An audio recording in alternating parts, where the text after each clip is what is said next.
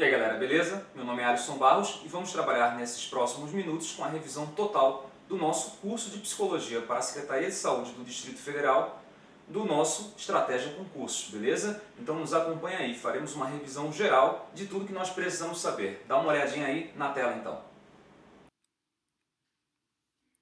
Então, temos aí um grande edital para nós percorrermos rapidamente em alguns minutos e a ideia aqui vai ser muito simples. Vou falar dos tópicos principais que você tem que revisar e voltar aí para a sua aula e ver se realmente ficou alguma dúvida ou não, beleza? Então temos 6 grandes tópicos: teorias e técnicas psicoterápicas, psicanálise hospitalar, desenvolvimento política, e políticas públicas em saúde, que eu agrupo junto com o SUS, e por último, psicopatologia geral. E aí, N assuntos da área de psicopatologia geral. Não cai o DSM-5, graças a Deus, e cai alguns conceitos aí da CID-10.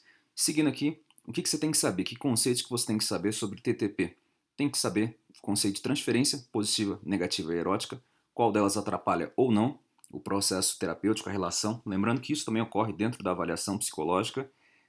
Tem que saber o conceito de contra-transferência, o quanto que isso é útil ou não dentro do processo terapêutico. Como a gente sabe, ele não é útil sempre, às vezes pode ajudar ou não. A contra-transferência ela é prioritariamente inconsciente, aliás, prioritariamente não, sempre inconsciente, apesar do Freud ter dito que necessita de atenção do terapeuta. Outro conceito importante, e eu coloquei entre parênteses aí nos 3 próximos, o sinônimo é o de aliança terapêutica, que é a confiança, o de contrato terapêutico, que é a mesma coisa que o contrato psicológico, que também ocorre na avaliação psicológica, e o de rapport. Esses 3 conceitos também ocorrem dentro da avaliação psicológica. Não menos importante, até pela tradição do IADS, os conceitos de entrevista. Então, com relação à abertura, como é que pode ser a entrevista, com relação à diretividade, com relação à estruturação, que tipos são necessários, que tipos de classificações nós temos aí com relação à entrevista. Não é um tópico explícito nosso edital, mas como eu sempre gosto de dizer, vai que cai, vai que cai. Então, pelo menos já está bem ciente com relação a isso. Ainda dentro de TTP, é fundamental que o aluno saiba as fases de mudança em psicoterapia, aquelas fases de mudança que nós estudamos extensivamente nas nossas aulas. Na aula 1, na aula 0, aliás, para ser mais específico, de Prochaska, de Clemente e Norcross. Há uma boa chance de termos uma questão com relação a isso na nossa prova. Que atores que eu posso apostar um pouco, claro, é sempre uma área bastante nebulosa aí, mas Rogers, Cloninger, Adler e Jung já caíram. É bom dar uma olhada. Cloninger, aliás, só caiu no IADS, só caiu no IADS. É bom saber se vai cair ou não, se vale a pena apostar ou não. Eu apostaria. Além desse, eu apostaria também em Sullivan e Alport. Eles gostam de pegar algumas coisas bem, talvez menos conhecidas aí da população, então é bom ficar esperto com relação a isso. Não custa nada parar a aula agora e dar uma pesquisada na teoria de Sullivan, por exemplo. Teorias e técnicas ainda, quais as teorias que eu tenho que dominar? E aí a gente vai falar das abordagens gerais aqui. Temos já Gestalt terapia? Temos. É interessante que você conheça um pouco, ali na parte de baixo do seu slide. Mas é uma coisa que é uma abordagem que raramente cai em concurso, no IADS, menos ainda. A chance é quase zero de cair. Mas é bom saber, é bom saber. O que sempre cai? Behaviorismo, TCC, psicodrama e psicanálise. Terapia interpessoal também não é algo que caia com uma certa frequência no IADS. Aliás, nunca caiu. Mas como nesse ano caiu bastante em outras provas, eu sempre digo que o IADS gosta de se inspirar, digamos assim, para não dizer copiar deliberadamente, é bom dar uma olhada. Claro, tem que saber todas as teorias lá de behaviorismo, todas as técnicas e tal. Não precisa saber tão aprofundadamente. É bom ter uma noção geral aí das técnicas do behaviorismo. E aí, nossa aula lá no Estratégia Concursos, você viu dessensibilização sistemática, inundação, tem a teoria de inoculação do estresse, prevenção de respostas, exposição à prevenção e recaída, terapia aversiva, relaxamento progressivo, modelação, reversão de hábitos, reforço positivo, negativo, extinção, biofeedback, tem o treinamento de habilidades sociais, o relaxamento autógeno, técnicas de respiração. Nossa, a quantidade de técnicas aí não para. No psicodrama nós temos 3 grandes técnicas que o candidato tem que dominar na palma da mão aqui, que é a técnica do duplo, a técnica do espelho e de inversão de papéis. Se não lembrar como é que isso funciona, pausa aí e volta lá para a nossa aula escrita. Lá, obviamente, nós temos um gigantesco aprofundamento com relação a isso. Na TCC, é bom saber das estruturas cognitivas, lá da crença central, esquemas, crenças intermediárias, pensamentos automáticos, das técnicas de reestruturação cognitiva, a flecha descendente aí, e claro, eles pegam também as técnicas da terapia comportamental, beleza? Distorções cognitivas eu sempre invisto nas principais descritas por Beck, a catastrofização, a dicotomia cognitiva e tal, são as principais mesmo, mas dá uma olhada nas outras que aparecem lá também, é bem tranquilo. Coloquei aqui também a psicanálise, mas como vocês sabem, e isso assusta muito, a psicanálise tem um tópico próprio no nosso edital. Que modalidades de psicoterapia devo dominar? E aí falamos das abordagens, agora as modalidades. Tem que saber bastante sobre psicoterapia breve, um pouco de psicoterapia focal, e aí razoavelmente bem aí terapia familiar sistêmica, cibernética e ecológica. São 3 abordagens aí que se relacionam, mas que possuem diferenças interessantes para qualquer concurso. Na terapia breve, você deve lembrar, temos uma característica própria aí de ser uma terapia focal e limitada no tempo. A base ela pode ser analítica, pode ser cognitivo-comportamental, humanista existencial, apesar da grande maioria das pessoas dessa abordagem trabalharem aí com a base analítica. Ela tem uma reduzida ênfase nos processos transferenciais do passado. Isso é importante, mesmo com a base analítica. O determinismo psíquico aqui, ele é pouco explorado. Ele pode ser, mas ele é muito menos explorado do que na psicanálise tradicional. Há também uma redução na regressão transferencial. Isso é um ponto importante que eu acabei de lembrar e que você já deve anotar aí na sua aula, no seu rascunho. Os terapeutas na psicoterapia breve eles também são mais ativos, são diretivos, além de termos também objetivos definidos. É uma terapia bastante objetiva aqui. E aí a orientação é para o presente na psicoterapia breve. Eu prometi que não ia comentar, mas eu tenho essa mania, quem é meu aluno sabe, de eu acabar explorando um pouco mais os tópicos. Na terapia focal, nós temos 2 conceitos que você tem que anotar aí, que são fundamentais. O primeiro é da experiência emocional corretiva e o segundo é do efeito carambola. O que é experiência emocional corretiva? É um conceito onde novas experiências emocionais corrigem as anteriores. Eles vão se assentar dentro do psiquismo humano e vão reverberar diante de outras emoções. O efeito carambola, por sua vez, significa que as melhoras na vida de um paciente são sentidas em cadeias diárias adjacentes, certo? Então o sujeito está melhorando em um aspecto da vida dele, na educação dele com relação à vida familiar, à vida com a esposa e tal, e aí isso pode ser sentido no trabalho, por exemplo, é o efeito carambola. E aí temos também a terapia familiar cibernética, e aí foi a primeira vez que eu vi isso cair em concurso no IADES também. O IADES nos ensina muito bem. Aliás, estamos esperando aí uma fantástica prova agora no dia 7 de setembro, dia da independência, né, em 2014. A terapia familiar cibernética, o que você tem que saber fundamentalmente? Além daquelas características lá, de circularidade e tal, que nós trabalhamos na aula, as diferenças das etapas, das dimensões não, das gerações, digamos, da terapia familiar cibernética. Cibernética de primeira ordem e de segunda ordem, e dentro da cibernética de primeira ordem, você deve lembrar da primeira cibernética e da segunda cibernética, beleza? Seguindo aqui, nós temos os conceitos já entrando na psicometria. Falamos de TTP, como eu disse, eu ia ser bastante breve. A ideia é que você vá relembrando aí ao longo da nossa explicação. Da avaliação psicológica, o que você tem que saber? A diferença entre validade, que é a capacidade do teste medir aquilo que ele se propõe a medir, e a fidedignidade, que é a precisão, é justamente a estabilidade do teste aí ao longo do tempo. Validade e fidedignidade são 2 conceitos que, dominando de forma geral, você consegue mandar bem na prova do IADES, que não vai ser uma prova difícil, vai ser uma prova em alguns conceitos bastante rasa. Bateria de teste, tem que saber o que é o conceito de bateria de teste, tipo de teste, SATEP-C, certo? Os tipos de teste tem que saber as várias classificações que tem, é interessante saber disso. Diferença entre avaliação psicológica e psicodiagnóstico também é bom saber. Vocês devem lembrar que a avaliação psicológica ela é um processo não limitado no tempo, tem um foco global, pode utilizar testes psicológicos e sempre utiliza entrevista. Enquanto que o psicodiagnóstico ele é limitado no tempo, tem um foco específico, utiliza sempre testes psicológicos, enquanto que a avaliação psicológica pode utilizar, o psicodiagnóstico sempre utiliza e também utiliza sempre a entrevista. E aí, por último, os objetivos da avaliação psicológica de cunha, aqueles objetivos gerais lá que nós trabalhamos dentro da nossa aula. Dá uma boa revisada nisso, porque é importante. A prova de IADES vai ser uma prova vocabular, eu sempre falo isso. Então, entendendo, por exemplo, o que é uma avaliação compreensiva, você consegue responder bem a uma prova de IADES nesse tema. O que devo saber dos testes? Então, todo teste, diferente de outras bancas, vai ter um nível de aprofundamento mais raso, digamos. Não é, por exemplo, a FGV alopra na profundidade do teste. O IADES não. Então, sabendo essas 3 coisas, você consegue mandar bem na prova. Qual que é o objetivo do teste? Qual que é a faixa etária para aplicação? Quais são as características dos instrumentos, tal? Como é que é o VIS, como é que é o VAS? Qual a diferença entre cada um, por exemplo? E aí é bem fácil isso, bem fácil isso. Quais são os testes principais aqui que nós temos que dominar? Então, são testes básicos aí. E aí, se você puder dar uma anotada aí bem rápido, o VISC e o VAIS, necessariamente você tem que saber quais são os subtestes, quais compõem a escala verbal, a escala de execução e tal, qual que é a idade de aplicação de cada um. O VISC e o VAIS, as escalas Wechsler aí sempre são uma boa pedida para qualquer banca aí.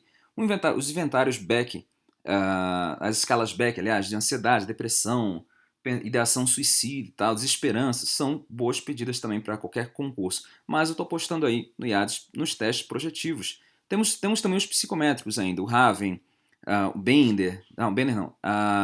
E aí temos também os testes projetivos que são, na minha opinião, uma fantástica aposta. O TAT, o HTP, o Rorschach e o Zulliger são bons testes para você parar um tempinho, lembrar quantas lâminas são, qual que é a forma de aplicação. No Zulliger, o que, que significa cada prancha, as 3 pranchas ali e tal. No TAT, quantas lâminas são, quantas são aplicadas para homem, para mulher, para adolescente e tal. É bem interessante. Claro, também temos o CAT. O CAT aí para criança. Beleza? Dá uma olhadinha nesse teste, dá uma boa revisada, porque isso daí é a base. É muito difícil do IADES escapar disso, e eu espero que eu esteja certo.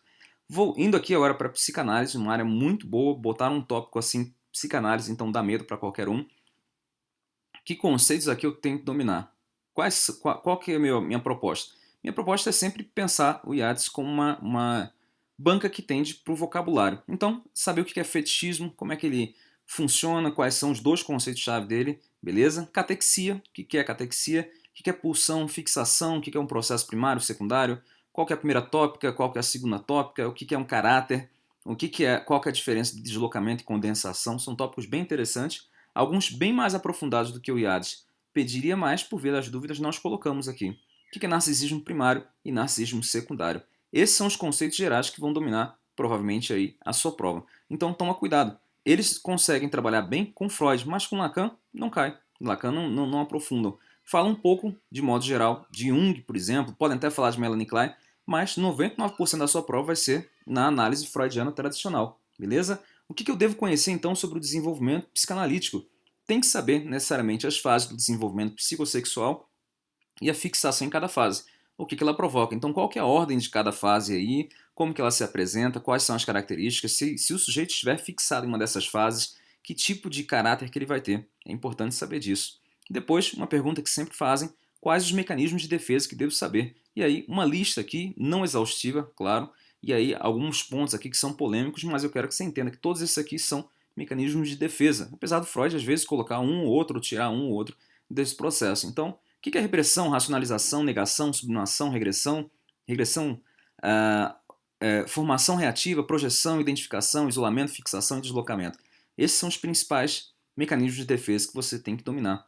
E aí, aqui, para dar continuidade, isso aqui é um nível bem bacana, bem aprofundado mesmo, que eu consegui sistematizar. O que devo saber sobre a psicopatologia psicanalítica? Primeira coisa, você sabe que são 3 tipos de estruturas aí de personalidade: a psicose, neurose e perversão. E tem que saber quais são as divisões. Então, a psicose se divide em esquizofrenia, autismo e paranoia, certo? A neurose se divide em neurose obsessiva e histeria. A perversão engloba algumas formas de manifestação, mas não é dividida. Entre as formas, nota-se, como exemplo, o fetichismo. Então, uma coisa muito comum é achar que o fetichismo está na base da paranoia. Ora, se a paranoia está dentro da psicose e não da perversão, não faz sentido em falar do fetichismo dentro da paranoia. O fetichismo é da perversão. E aí, por fim, aqui, dessa estrutura psicopatológica, o mecanismo de defesa da psicose é a forclusão ou a foroclusão, sempre em letra maiúscula. O mecanismo de defesa da neurose é o recalque, é a fundamentação dele. E o mecanismo de defesa da perversão é a denegação. Tudo isso aqui vai depender da forma como o sujeito evidencia e trabalha o Édipo nele, beleza? O que devo saber sobre a técnica psicanalítica? E aqui, gente, o IADES é uma mãe para todo mundo. Sempre trabalha com a questão da associação livre. Eu costumo dizer que 99% das questões onde aparecer lá como alternativa associação livre, marque, porque provavelmente vai estar certo. Mas claro que eu não quero que você faça isso, quero que você pense. Então, quais são as técnicas aqui? E aqui nós temos técnicas bem antigas: associação livre, análise dos sonhos, xistos e atos falhos, como Freud mesmo falou no início lá da sua brilhante carreira. A ideia é que eles não utilizam uma classificação muito recente, como a ideia da confrontação e tal, certo? Então, bora ficar com um modo como o IADES pensa. Que conceitos devo dominar em psicologia hospitalar? Já mudamos o tópico aqui. Tem que saber como é que é a avaliação psicológica no contexto hospitalar. Tem variações aí, tem diferenças. Então, a questão da privacidade, a questão do foco, do objetivo, Posso avaliar a psicopatologia? Posso avaliar, mas o foco do psicólogo hospitalar não é trabalhar a psicopatologia. Posso avaliar para ver, por exemplo, se o paciente lá com transtorno de humor, qual o transtorno de humor que ele tem, antes de fazer uma cirurgia bariátrica, para ver se isso pode influenciar de alguma forma a continuidade, aí, a adesão a tratamento, enfim, a maneira como ele vai lidar com tudo isso, beleza? Então eu posso fazer avaliação psicológica, psiquiátrica, e posso fazer essa classificação, posso, mas o foco do psicólogo hospitalar não é tratar isso, não é tratar isso, é tratar todos os processos dentro do hospital, de adoecimento, internação, como nós veremos no próximo slide. É bom ver os modelos de enfrentamento do adoecimento. Então aí vamos falar não só de Prochaska, mas também de outros autores que vão falar, por exemplo, do enfrentamento da morte. É interessante saber disso. Possíveis reações ao internamento, então desde das dificuldades de aceitação, relação com família e tal. É bom dar uma olhada, revisa para a aula agora, volta lá para a nossa aula e dá uma investigada nisso. Reações psicossomáticas ao estresse, é interessante também saber. Características da psicologia hospitalar, e aqui uma crítica, porque o IADS faz isso. Eles falam da crise pré-paradigmática em que a psicologia se encontra, onde não há um referencial básico com relação a isso. Estamos falando de quem? Schiattoni. Uma autora que eles vão utilizar aí com uma certa frequência, é bom dar uma olhada também nesse ponto. Não temos um corpo teórico próprio da psicologia hospitalar. Isso significa que vários profissionais atuam praticamente cada um do seu jeito, da sua forma, no seu bom senso. E a atuação do psicólogo em diferentes contextos é o que eu estou mais apostando aqui dentro da área da psicologia hospitalar. Então, o psicólogo na UTI neonatal, como é que ele trabalha? Dentro do ambulatório, como é que ele trabalha? No CAPS-AD, como é que ele trabalha? Como é que o psicólogo hospitalar vai trabalhar, por exemplo, aliás, CAPS-AD não, psicólogo hospitalar. Talvez seja melhor um psicólogo da saúde dentro de um CAPS-AD. Mas como é que um psicólogo hospitalar vai trabalhar na UTI neonatal, no pré-cirúrgico, num contexto cirúrgico e tal? Dá uma olhada nisso. Temos excelentes autores aí, e aí vocês sabem, nossas aulas lá, presenciais ou as aulas no Estratégia, vocês sabem que eu falo sempre de uma autora que tem uma íntima relação aí com a banca, certo? Trabalha lá na Secretaria de Saúde, tá? Uma grande referência no Brasil, quiçá na América Latina, dentro dessa área, que eu não vou dizer o nome aqui, e vocês têm que dar uma pesquisada aí nos últimos artigos dela. É muito interessante ela, e fica aí a dica. Bora lá. O que Simonetti fala? Simonetti, um autor bem cobrado aí nessa banca e em algumas outras, ele vai falar o seguinte, aqui um resumo bem básico mesmo, com isso aqui você já responde pelo menos mais 5 das provas anteriores. Espero que isso funcione para nós agora do dia 7 de setembro. Definição: a psicologia hospitalar é o campo de entendimento e tratamento dos aspectos psicológicos em torno do adoecimento. O objetivo da psicologia hospitalar é a subjetividade. O objetivo da psicologia hospitalar é ajudar o sujeito a fazer a travessia da experiência do adoecimento. A filosofia, marca essa palavra-chave aí, da psicologia hospitalar é curar sempre que possível, aliviar quase sempre, escutar sempre. A filosofia da medicina é a cura, diferente da psicologia. A da psicologia hospitalar é o além da cura. O que Simonetti continua falando? A estratégia da psicologia hospitalar é tratar do adoecimento no registro simbólico. Não sei o que isso significa, mas se cai na prova, eu já sei que tem que marcar isso. É pela palavra que o psicólogo realiza seu trabalho. A técnica é a escuta analítica e manejo situacional, manejo da relação mesmo, do momento em que o sujeito está vivendo. Qual que é o paradigma da psicologia hospitalar? O ser humano como um todo, se não o todo, ao menos o plural. Não existem doenças, existem doentes. E aí, Simonetti continua falando quais são as 6 tarefas básicas do psicólogo hospitalar. Aliás, não é Simonetti aqui, não é Simonetti aqui. A função de enlace, de intervenção por meio de delineamento e execução de programas com os demais profissionais para modificar ou instalar comportamentos adequados dos pacientes. Então, essa é a integração da equipe. A função de auxílio à adaptação, intervindo na qualidade do processo de adaptação e recuperação do paciente internado. A função de coordenação, relacionadas às atividades com o funcionamento da instituição. A função de interconsulta, auxiliando outros profissionais a lidarem com o paciente. A assistência direta, atua diretamente com o paciente. A função de gestão de recursos humanos, aprimora os serviços dos profissionais da instituição e que contribui de forma significativa para a promoção de saúde. E aí toma muito cuidado. Isso é uma das classificações. Como que o IADS pensa isso? Ele descarta essa última parte. A função de recursos humanos não faz parte da psicologia hospitalar. Eu coloquei aqui para mostrar que tem gente que diz que faz parte, tem gente que não. O IADS não concorda com isso. O psicólogo hospitalar não tem a função de gestão de recursos humanos. Beleza? Anote aí. Técnicas para promover a fala do paciente. Simonetti vai falar que tem 3 técnicas aí. Nós temos em nossa aula. A associação livre, a entrevista e fazer o silêncio. Então, toma cuidado, porque o fazer silêncio aqui não necessariamente é ficar quieto, tem uma função superior. Que tipos de grupos e intervenções que devo conhecer no contexto hospitalar? Obviamente, grupo de apoio, grupos Balint, temos duas questões aí já no INADES, então existe uma chance dessa continuidade nas questões. Grupos multidisciplinares, então coloquei aqui o MIT, grupos multidisciplinares, interdisciplinares e transdisciplinares. O IADES costuma confundir isso como o governo faz, como toda banca faz. A menos que eles explicitem as diferenças, tenta pensar todos eles como sendo sinônimos. A interconsulta, beleza? E o diagnóstico diferencial. Dominando esses assuntos, você consegue ter uma boa chance aí de acertar qualquer questão acerca de grupos dentro do contexto hospitalar.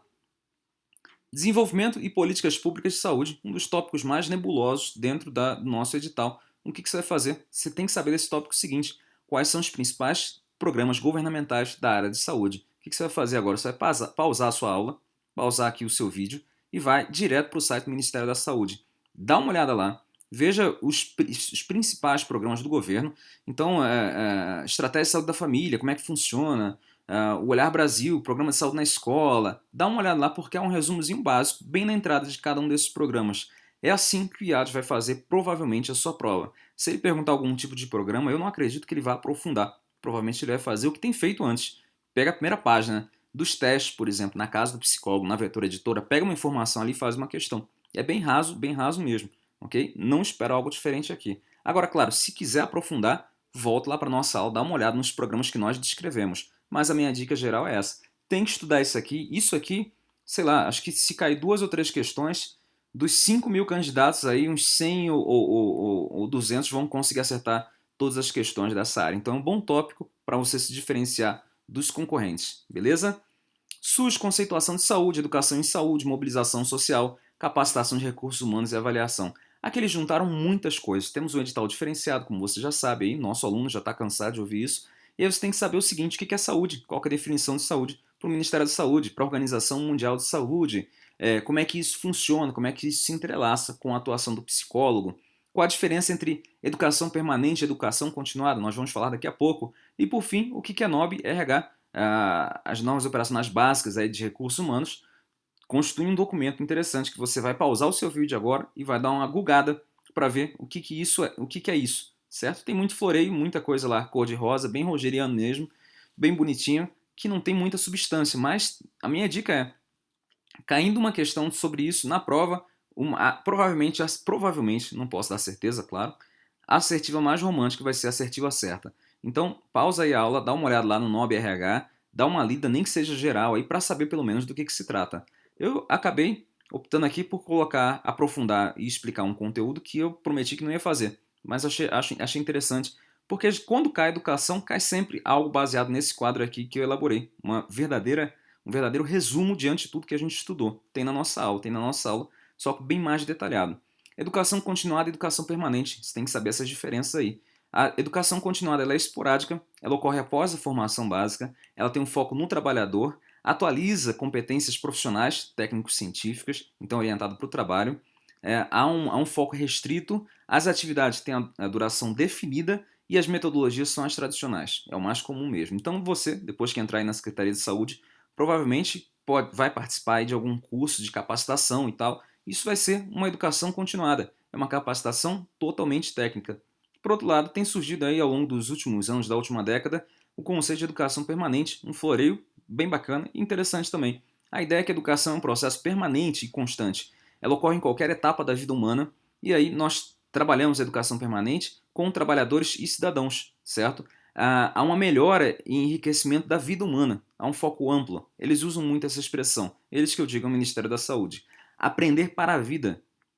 A atividade ela tem duração indefinida e qualquer metodologia pode ser utilizada, qualquer metodologia mesmo. Então, vai fazer uma educação permanente vivencial, bota o cara lá vestido de paciente no meio de um hospital mesmo para ele sentir na pele como é que isso funciona. Claro, estou brincando aqui só para deixar o conteúdo mais didático, para você lembrar disso. Agora, o ponto principal é, existe a participação social no planejamento educativo da educação permanente. Essa é a grande diferença mesmo.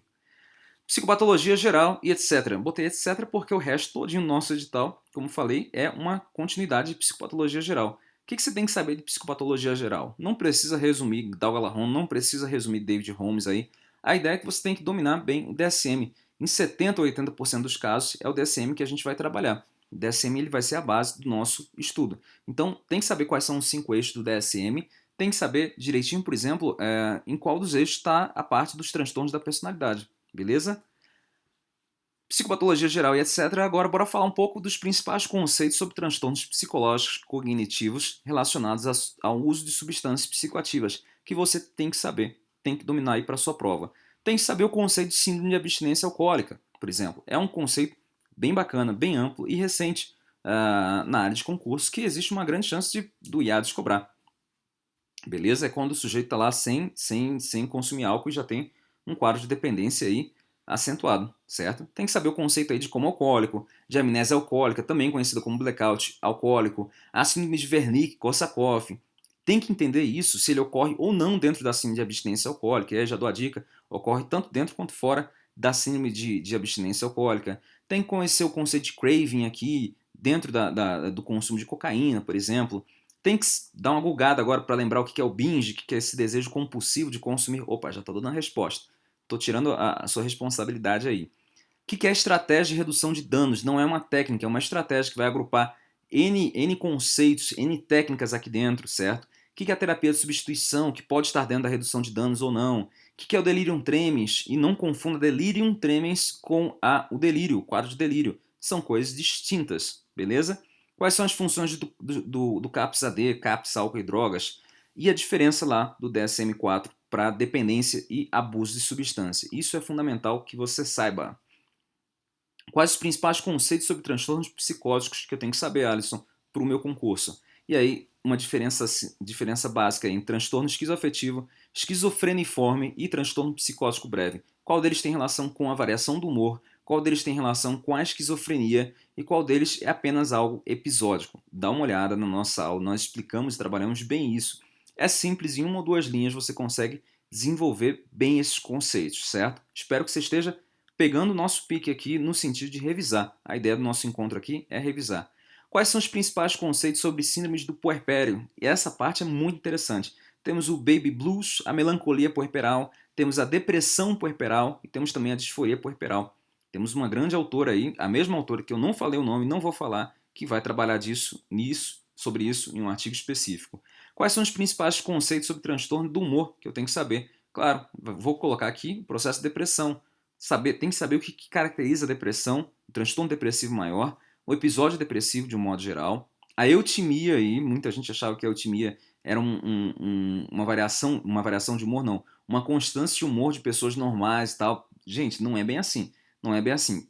Para o DSM-4, há uma localização específica da eutimia, onde ela principalmente ocorre. A distimia, ciclotimia, qual que é a depressão atenuada, qual que é o transtorno de humor atenuado, e a diferenciar, isso aqui é básico para qualquer banca, não só para o IADES, o que é o transtorno de humor bipolar do tipo 1 e o do tipo 2. Faltou o 2 ali do lado, acabei repetindo 1 e 1. Mas é tipo 1 e tipo 2. E por fim, e é uma aposta minha, o que é a mania franca? O que é essa mania exagerada aí?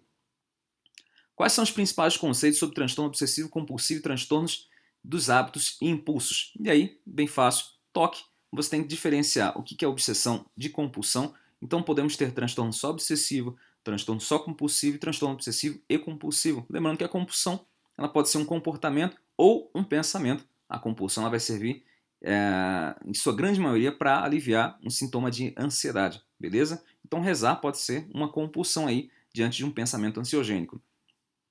E aí os critérios diagnósticos do TOC mesmo, pega o DSM-4. A grande dica é o DSM-4, versão revisada aí. Transtorno de hábitos e impulsos, aqui nossa fonte vai ser a CID-10. Teve professor aqui em Brasília que falou que ia cair o DSM-5. Não cai, nem podendo cai. Não tem como cair, certo? Até porque temos conceitos aí da CID-10. Então o que você tem que saber? O que é piromania, roubo patológico, tricotilomania, jogo patológico, transtorno explosivo intermitente? Só lendo aqui, em poucos segundos, você que leu nossa aula, consegue diferenciar bem cada um desses conceitos. E é fácil assim. É nesse nível que eu quero que você estude para a prova. Não é, a gente está falando do IADES, não do CESP. Quais os principais conceitos sobre transtornos fóbicos e ansiosos e outros transtornos de ansiedade? Esse aqui é um leque praticamente infinito, mas você tem que saber o quê? O que é a definição de fobia, que é aquele medo irracional. certo? Não precisa decorar todos os tipos de fobia do mundo, são, sei lá, mais de 300, então toma cuidado com isso. A definição de transtorno do pânico, e aí toma cuidado, porque temos transtorno do pânico com agorafobia, que é aquela evitação da situação, e sem agorafobia. Temos os transtornos somatoformes também. Era bom colocar também aí a fobia social, é algo muito interessante que acabei não colocando nesse slide, mas é interessante saber. Os transtornos somatoformes, eu sempre brigo com isso porque essa classificação é uma das piores que tem no DSM-4. Aliás, no DSM-4, na CID-10, em Dalga-Larrondo, ninguém consegue explicar adequadamente a diferenciação entre alguns conceitos aqui. Mas já existe, é uma questão histórica e pode cair na sua prova, esquece o professor e segue o que diz o DSM-4. Então, definir o que é transtorno da somatização, transtorno conversivo, a hipocondria, o transtorno dismórfico corporal, saber as diferenças básicas entre cada um aqui é sinal de uma boa prova aí dentro desse assunto. Os transtornos alimentares, anorexia, bulimia, tem que saber os tipos. Será que é restritivo ou purgativo? Os dois têm isso. Então, toma cuidado porque podemos ter compulsão aí nesses casos, certo? Então, fica atento, fica atento. Aquele conhecimento superficial aqui já ajudou a resolver muita questão, mas os tempos são outros. De 2012 para cá, nenhuma das bancas fica mais na superficialidade, na anorexia e bulimia. Uma boa dica é essa. Quais são os principais conceitos sobre transtorno do sono? E aí você vai ter que voltar na nossa aula e lembrar a diferença entre dissonia e parassonia. Um deles vai tratar da quantidade e da qualidade do sono, o outro de episódios comportamentais dentro do sono, dentro do momento em que você está dormindo, certo? Então nós temos lá problemas de insônia, terror noturno, bruxismo, sonambulismo. Então toma cuidado. Um desses conceitos vai trabalhar, não vou dizer qual que é, volta na nossa aula, é uma aula participativa, você tem que parar o tempo todo para retornar, talvez até desacelerar o professor, mas retornar para a nossa aula e veja lá qual deles trata de quantidade e qualidade do sono, certo? E outro de episódios comportamentais, digamos assim, dentro do sono. Quais os principais conceitos sobre transtorno de adaptação e transtorno do estresse pós-traumático? Olha que interessante, transtorno de adaptação, dá uma olhada na CID-10, tá lá a definição, primeiro parágrafozinho, primeiro parágrafo não, o CID não vai ter essa característica do transtorno do DSM-4, mas na primeira partezinha do CID você já tem essa diferenciação bem adequada. Se botou transtorno de adaptação, é pela CID, o DSM-4 não vai utilizar essa terminologia, então toma cuidado. Transtorno de estresse pós-traumático, pega o quadrinho só de diagnóstico de transtorno de estresse pós-traumático da nossa aula pelo DSM-4 que você vai para a prova nadar de braçada aí, porque é fácil e é tranquilo mesmo, beleza? Não confunda transtorno de estresse pós-traumático com transtorno de estresse agudo. Há uma diferença básica aí com relação ao tempo de surgimento da situação e ao nível de ameaça à integridade da vida. Então fica atento para essa diferença. Quais os principais conceitos sobre transtornos dissociativos? Transtornos dissociativos aqui você vai ter que saber o que é o transtorno dissociativo de um modo geral, DSM-4 sempre, sempre, sempre. O que é a amnésia dissociativa? O que é a fuga dissociativa, o estado de transe ou possessão e as convulsões dissociativas? Há uma peculiaridade bastante, digamos, engraçada aqui com relação à convulsão dissociativa, que você tem também na nossa aula lá. Nós explicamos razoavelmente bem esses pontos. Quais os principais conceitos sobre transtorno da personalidade? Faltou uma semana para a prova. O que eu não quero que você faça? Não quero que você compre nenhum grande manual aí para falar de transtorno da personalidade. Eu quero que você faça como o examinador da prova provavelmente vai fazer. Pega a primeira página lá do DSM-4 que fala de transtorno da personalidade, onde eles diferenciam transtorno da personalidade narcisista. É desse jeito, tem 3 ou 4 linhas. É isso que você vai fazer. Transtorno da personalidade esquizoide, 3 ou 4 linhas. É só aquilo que você vai estudar. Olha, eu estou dizendo isso, é uma dica muito forte. O IADS não aprofunda em muitos conceitos. Esse aqui é um dos que ele não aprofunda. Ele vai pedir, provavelmente, caso isso caia, o que é pouco provável, mas caso isso caia, ele vai pedir uma diferenciação entre transtornos da personalidade. Beleza? Então, a introdução do DSM-4. Não tem erro aqui. Para finalizar, psicopatologia geral, quais os principais conceitos sobre transtornos factícios, simulação e não adesão ao tratamento? Vocês sabem que os transtornos factícios eles se caracterizam por sintomas físicos ou psicológicos. Eles são intencionalmente produzidos ou simulados com o fim de assumir o papel do doente. Então, o sujeito com transtorno factício ela é doente para todo mundo, em toda situação. Há aí um ganho secundário muito forte com a doença. Na simulação, nós temos uma pequena diferença. O indivíduo ele também produz os sintomas de modo intencional. Porém, o objetivo ele é obviamente perceptível quando as circunstâncias comportamentais se tornam conhecidas. Então, o sujeito ele faz o papel de doente, provavelmente em algumas situações específicas. Ele não chega a ser doente o tempo todo, beleza? Essa é a grande diferenciação. E com relação à não adesão ao tratamento, não tem muito o que complementar. A ideia da não adesão ao tratamento é que o sujeito, quando não adere ao tratamento, não prossegue dentro do processo terapêutico ou de melhora aí. Temos fatores de resistência, como crenças, etc, etc, temos, que estão explicados ao longo de quase todos os pontos da nossa aula, beleza? Espero que tenham gostado aí da nossa revisão, foi uma revisão bastante sintética e toda dúvida que você tiver pode enviar lá para o nosso fórum, mande suas perguntas para mim diretamente, ainda temos tempo até a prova. Quero que você faça uma boa prova aí, mas lembre-se sempre de revisar o nosso material. Até a próxima e boa prova. Tchau, tchau.